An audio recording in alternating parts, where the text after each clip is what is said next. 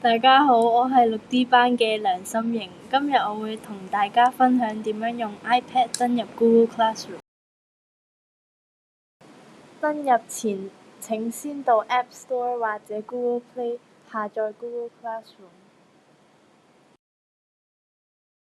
畫面顯示嘅係 Google Classroom 嘅應用程式，只需點選個 App 就可以開啟。然後點選開始使用，之後再點選新增其他帳戶，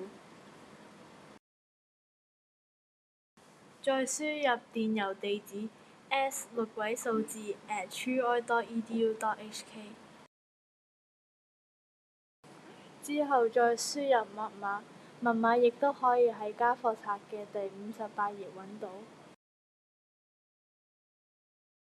登入咗之後再點選加入，咁就成功登入咗 Google Classroom。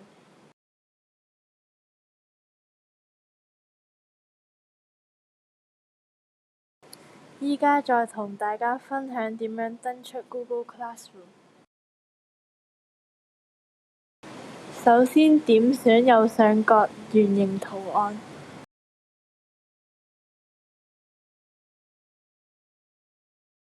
再點選管理帳戶，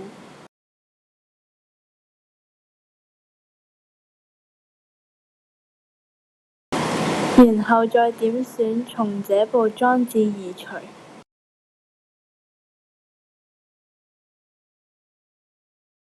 最後再點選移除就成功登出咗 Google Classroom 㗎喇。